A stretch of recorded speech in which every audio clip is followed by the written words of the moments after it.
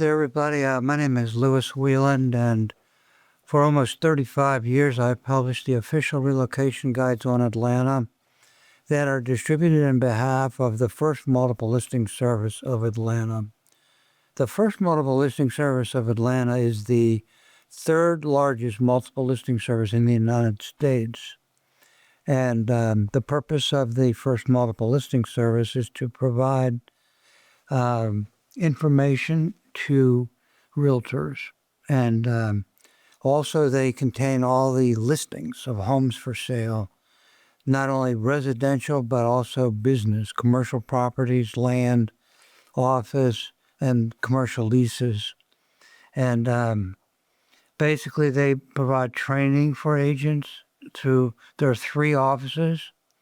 And the magazines are distributed in those offices as well as in all of the real estate brokerage firms throughout the metro area, who in turn distribute those to realtors. Basically, I'm also a commercial realtor with KW Commercial, and I focus on land and multifamily and also commercial leases. So basically, the state of the business for the real estate residential side is interesting because there's almost no difference between the figures for this last July and last July. In fact, sales were actually down 2%, and prices were up 1%. So hardly any difference at all. And I guess everybody's standing by for a rate decrease, hopefully in next week in September sometime. So anyway, that's pretty much the state of the business. And today we're talking to one of my friends for a long time, Artie Jones. Artie, welcome back to the show.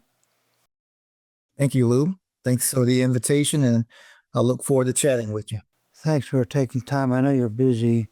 I appreciate your valuable time just to talk with us for a minute. Now, Artie, you're no stranger to the show. You were on the show for College Park. You were on the show for South Fulton and now Mableton. And you are ideally suited to be in a position to help the city of Mableton with your background.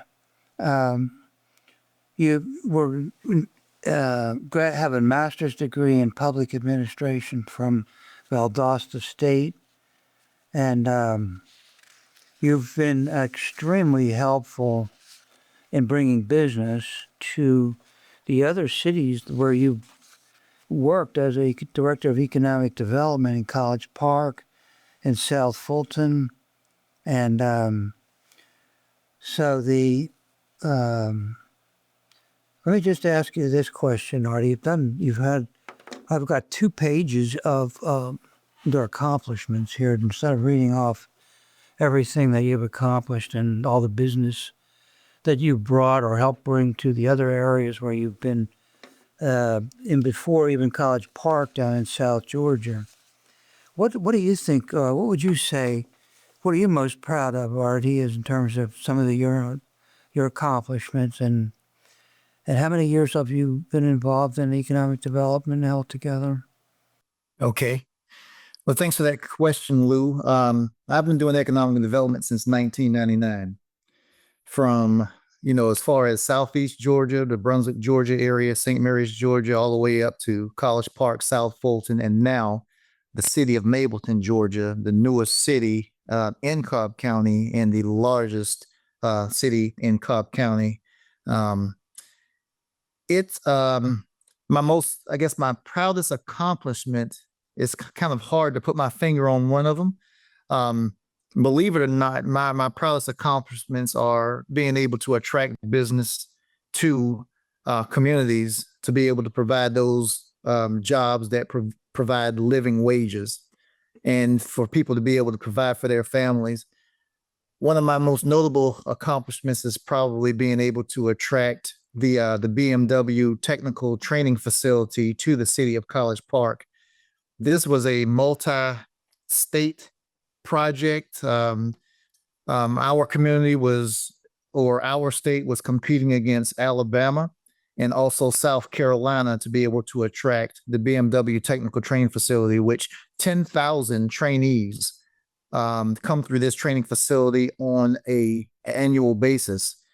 In addition to the facility being in our community, those individuals would stay in the community for anywhere from 5 to 10 days. They'd stay in our hotels, pay hotel motel tax, and they would also eat in our restaurants. So it was a great win for the city of College Park. It With this particular project, we were able to develop a facility of right at about 25 to 30,000 square feet in size. And these individuals that would come through this facility would be able to train for jobs to be able to serve at dealerships throughout the nation. And this facility was one of, I believe, 4 within the United States for dealerships. Anyone that went through this facility, trained for a couple of weeks, they would come out, work at the dealerships, and they would have 6-figure incomes, which to me, back in, I believe it was 2016 or 2017 when the facility was finally developed and it was, operating as a technical training facility, there has probably been in the neighborhood of about, I would say, roughly 15,000 individuals who have circulated through this facility and have been able to have, they're significant earners, around the country. But there are lots of projects that I've worked on over the years that have been, in my opinion, super successful. But it was all because of the support that I have received from the elected officials that I worked with, and also the support that I received from fellow staff and colleagues, over the years, especially yourself, Lou, commercial realtors who have helped us to be able to secure the real estate to be able to develop these projects. That BMW facility that you're talking about was a big project. As you mentioned, it was a $15 million technical training facility. So it's a major project. And Marty was also led the early development of the 320-acre 6 West project, which included more than 2 million square feet of Class A office space, 700,000 square feet of retail, 500 residential units, 2,000 hotel rooms, as well as restaurants, shops, and entertainment. The project at build-out will have a value of $1.5 billion. He was also instrumental in building Gateway Arena, which was completed in 2020, which is 100,000 square feet of multi-purpose facility that seats up to 5,000 people and serves as home of the NBA G League affiliate and Atlanta Hawks and the College Park Skyhawks and WNBA's Atlanta Dream. It's also used for concerts, comedy shows, convocations, and collegiate events. So Artie is truly an expert in economic development and has been a major player in the development of in economic development in the metro area. So we appreciate your service, Artie, to the community, and I know you are very proud of the work that you do to help economic development and the citizens of our metro area, and we appreciate your service very much. And now, your next project, or one of your next projects, I know you're working on 2 projects. One of your next project is Director of Economic Development for the city of Mableton. And last month, Artie, the median price of homes in Mableton was $382,000, which positions it as one of the great opportunities for residential housing in terms of pricing, because the average price is well below, let's put it that way, the median for most other metro areas, and poised for phenomenal growth as a result. Now, I know you sent me a profile of Mableton, Artie. I wondered if you might just articulate that for the benefit of our viewers, because it really was a very articulate description of the city. Okay. Well, as I mentioned earlier, Mableton is the newest city in Cobb County. They were incorporated since May of 2023. So they're 2 years and about 4 months old now. Before, when Mableton was considered unincorporated Cobb County, it was about 20 square miles in size. Now it's about 42, 43 square miles in size. So it's the largest city in Cobb County. And it also has a population that increased from 42,000 up to right now just below 80,000 residents.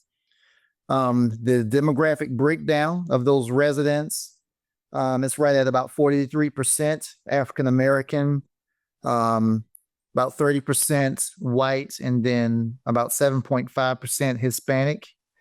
And if individuals are kind of wondering where is Mableton, it's right off of it's located right almost off of I-285 and I-20, and it's the home of Six Flags amusement park. But it's a very diverse community. They have they're doing well as far as the housing market is concerned, market rate homes. The need within Mableton right now as it pertains to housing, I would say, would be workplace type housing, kind of entry level type housing. There's a lot of multifamily in Mableton, but there is room for more. And then at the same time, there are several areas in Mableton that is primed for redevelopment because they have some pretty significant commercial corridors that have tremendous infrastructure in place. It's just a matter of, redeveloping those particular areas. So that's pretty much the kind of the layout of the city of Mableton. There's a tremendous amount of opportunity. There are several areas that is primed for redevelopment, and I'm going to work with those developers now that they have their own economic development department to further those developments and to, to increase the quality of life for the residents and visitors of Mableton. The culture, tell us about the culture in terms of being friendly towards business, and we all are familiar with the zoning departments, all the various counties around, which is, as a commercial agent, that's kind of important, and there's a big difference actually among the various departments. And tell us a little bit about the business-friendly culture of the city. Okay. Well, I feel that the culture of a city and the business friendliness of the city starts with the leadership, and not necessarily with myself, but at the level of mayor and council. If you have good leadership at the top, usually it trickles down into the executive staff, administrative staff, and the employees. So we do have Mableton has a great business friendly atmosphere. I would say that the biggest asset or the proof of the pudding is that the city of Mableton does not have a local property tax. So if you are looking at developing a business within the city of Mableton, one incentive is that there is not a local property tax. So that's a huge incentive. When you don't have the local property tax, what that does is that increases your bottom line as a business and also as a resident. And that's kind of the proof in the pudding, that, the city can operate at this level without having a local property tax. Also, as far as zoning and things of that nature, the city of Mableton has taken over the zoning responsibilities. Those particular responsibilities has been transferred from Cobb County to the city of Mableton. We have a great community development department that's over planning and zoning and business licenses and things of that nature. So that if a business is coming through and they want to locate here, my department, economic development, along with the community development department, works together so that we can provide, expedited services to be able to help that business person to be able to transition and open a business and get the permits that they need to be able to start construction and move projects along. We're continuing to grow the departments of community development and economic development. The more staff we have, the more availability that the end users of the businesses have to us to be able to process those permits and move projects forward.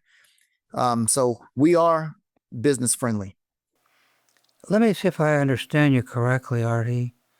The Cobb County Planning and Zoning Department is the people that I work with, and my people in my line of work with for zoning approvals. Now, are you saying that Mableton, if I'm going to if I found a piece of property there that I wanted to put in a retail strip mall or apartment building, I would work with you on the approval, or would I work with the county?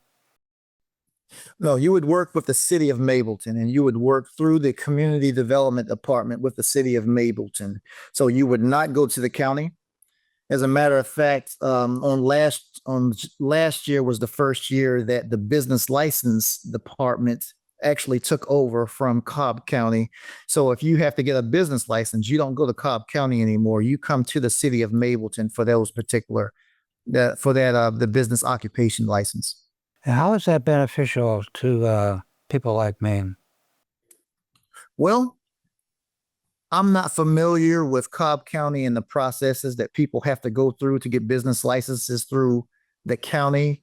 But what my experience over the 26 years that I've been in economic development is that your cities will probably give you better, faster service than the county, because the county has so much more geographic area that they have to deal with.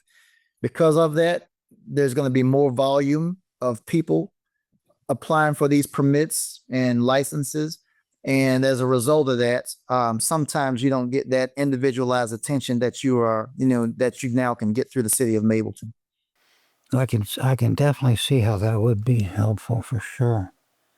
What you talked about the tax economic incentives a little bit. Would you elaborate a little bit on that, please? Yeah, because the city of Mableton was not a city before 2.5 years ago, and because they did not have an economic development department before, I would say April of this last year, when I was actually hired as the first economic development director for the city. The city does not have various incentives in place, but the city or the city council, through my leadership, are allowing me to set up various incentive programs for economic development. You must get a lot of lunch invitations, Artie. I'm sorry? You must get a lot of lunch invitations. Yeah, I'm putting on a little weight, Lou. But yes, we're looking at setting up tax allocation districts within the city of Mableton. And I'm starting the process of being able to reach out to the Board of Education and also the commissioners to talk to them about what we would like to do, and also our representatives on the state level, because that's a process that we have to work through the state legislator, starting in January of 2026. We're also looking at possibly setting up within the city of Mableton opportunity zones. And I was looking at opportunity zones being set up in our industrial corridor area to provide state tax incentives for each job that meets a certain criteria of a threshold, that there would be state income tax credits that could be realized through those. And that would definitely hit the bottom line of those businesses along the corridor area. We're also looking at doing a retail strategy study within the city of Mableton, having 80,000 residents. And, we want to encourage those 80,000 residents and also residents from outside the city of Mableton to shop in the city of Mableton. Whenever we have residents in the city to shop outside of the city, we call that leakage. And that means that, other communities are capitalizing off of the tax revenue for their communities instead of us buying local and those tax revenues coming back to the city of Mableton. So I'm doing a study right now to find out where is that leakage happening and putting together a strategy to be able to go out and recruit those particular companies to locate here within the city of Mableton so that we can have a stronger tax base, which will correlate into more general fund revenue, and more general fund revenue locally here in Mableton will provide additional services for the residents and visitors of Mableton. I'm quite sure that as I continue to work and to understand the city of Mableton and the developments in the area and the various strengths and the assets that the city has, I will come up with additional economic development tools and incentives to attract businesses. But those are just some of the economic incentives that I'm working on right now to be able to, like I said, encourage more developments in the city of Mableton, and also to have the local community to reinvest into the community by spending their disposable income within the city. Well, good luck with that. I mean, you're ideally suited for that task, Artie, and I appreciate your contributions to the community in that endeavor.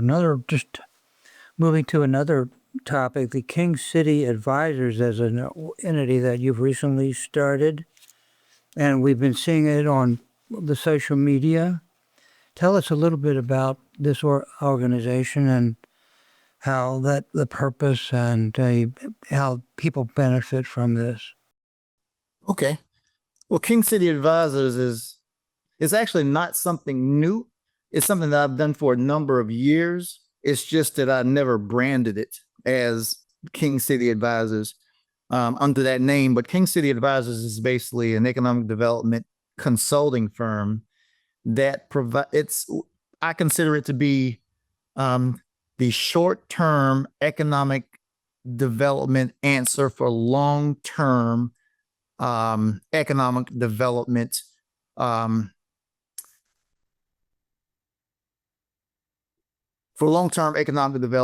results. We provide strategic planning for we do economic development strategic plans. We will work with local communities to start economic development departments, to work with executive directors and economic development professionals, provide interim services in the event that a community does not have an economic development professional in place. We do feasibility studies for various types of, I would say, the private sector and the public sector, to talk about and to come up with strategies as far as if various types of businesses are viable or not. And then we also work with individuals, communities, like I said earlier, to provide, like I said, interim services. Lots of times communities will put together an economic development strategy, but then they won't have a person in place to be able to implement that strategy. So what you have is a very expensive document that sits on a shelf and after a number of years becomes obsolete. and then you have a change of staff, and then it starts all over that somebody comes up with an idea to do an economic development strategy. Well, what King City Advisors does is that we not only come up with the strategy, but we implement it. And if you need that assistance, and if you do not need that assistance, we can be there to provide consulting services from, as needed basis. Because I'm an economic development person in each community that I go into over and over again, whenever I transition from one community to another, I have the ability to be able to identify what those needs are fast and be able to implement those, what I need to do to be able to help that community to be more viable, to realize economic development goals faster than normal. King City Advisors works with seasoned economic development professionals so that we can jumpstart or provide that boost of, I would say, that economic development boost faster than you would with hiring somebody, from out of the state or somebody that's not familiar with Georgia economic development tools. So that is the new organization. If anybody wants to know anything about King City Advisors, they can just go to the website at www.kingcityadvisors.com. Now, Artie, are you serving communities outside of the state of Georgia, or is it just Georgia at this stage? It's just Georgia at this stage, but I'm open to serving communities outside the state of Georgia. The thing is that there is just so much work here within the state of Georgia itself right now. So it's I have all the work I need, right here locally, but we are available, wherever someone's willing to, hire us to a certain degree. I enjoy the work. You know this, Lou, when you interviewed me I guess for the first time, some almost 10, 11 years ago, I told you this, is that if I was wealthy like yourself, that I'm glad you're laughing when you say that. And didn't need a job, I would probably still do economic development for free because of the impact that I have in people's lives. And so I'm willing to travel, outside of the state. But like I said, there's so much work here that, we're trying to figure things out here locally first and then start to branch out outside of the state. Well, thanks for being on the show again, Artie. It's a pleasure to have you present information to our audience. As extremely helpful. And as I mentioned, we are very grateful for your service to the metro area over a long period of time in a lot of different capacities, and ideally suited to help other communities. So thank you for watching, and if I can help you with any of your real estate needs, it's lou@louwieland.com. Thank you very much, and have a nice day. All right. Thank you, Lou. You take care. Take care, Artie.